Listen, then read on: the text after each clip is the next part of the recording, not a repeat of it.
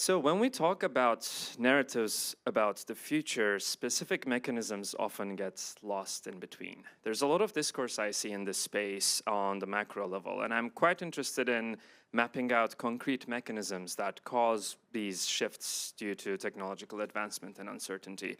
In particular, I've been thinking a lot about mechanisms on slow loss of control and what are specific concrete mechanisms we can identify. When we're talking about AI automation in the military, all right, what does this actually mean for Department of War over the next 5 years, over the next 10 years?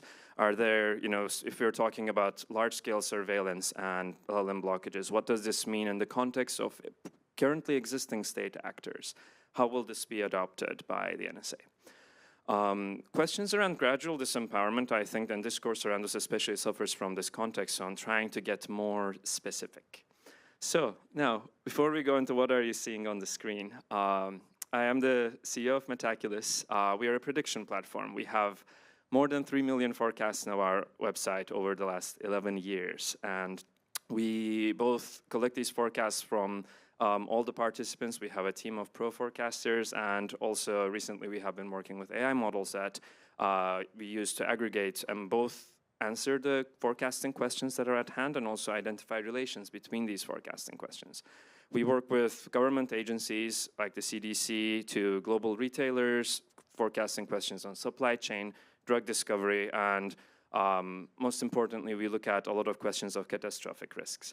And we really love to get precise. If you ask us a question about, forecasting, will AI cure dementia? We will say, okay, what is dementia? There's many different things that we could be considering here. We always try to take these questions and break these down to precise indicator variables that will occur at particular timestamps. So our goal is to try to reduce the fuzziness that might take place. If we're trying to model AI takeoff and diffusion, for example, we will break this down to, okay, what are specific larger categories of things that we would consider? If we're looking at AI agent proliferation, we will say, great, we will be able to have formal verification deployed at scale. This will be an evidence to seeing cost of software to drop down 70%. If we are looking at one of these narrower questions, we will say, okay, let's break this down to smaller things that are very precise and verifiable that we can forecast. Like, will we be able to come up with specific metrics where we say, okay, these are all sufficient indicators that if a number of these were to pan out, we will say, yes, it seems like we are in this current world state. And then from there, we can move to the next one that we are considering. So we like to map out the world in many different avenues. And I don't have enough time today to go through a world model for looking at slow loss of control, but I will take the next 3 minutes to ask some of the questions that I'm very interested in here. If you're looking at mechanisms of AI impacting the labor share of GDP, for example, this was one of the questions we've asked at a previous workshop. I really enjoyed witnessing the crowd. We had many economists, we had domain experts in AI. The room was actually split evenly 3 ways between the labor share of GDP will increase, will decrease, and stay stable. We also asked everyone what % of the room will agree with you, and the median answer was 85%. So if we left it at that, it's an interesting anecdote. But actually what this brings me to realize is, okay, if we ask these people about what are the mechanisms they're actually thinking about, maybe these will be able to stack towards a composite world model where we can actually see these mechanisms and how they relate to each other. And when we look at questions of slow loss of control in particular, which I think is the fuzziest example, the model I personally subscribe to here is also that there is particular narrow opportunity of loss of control over the next 1 to 5 years window, and this can have drastic impacts over the next 15 to 20 years. I would like us to ask questions like, are taxes even a primary representation vessel at this point for government feedback? Has this eroded already? Are we talking about being able to withhold labor participation as the main axis of interacting?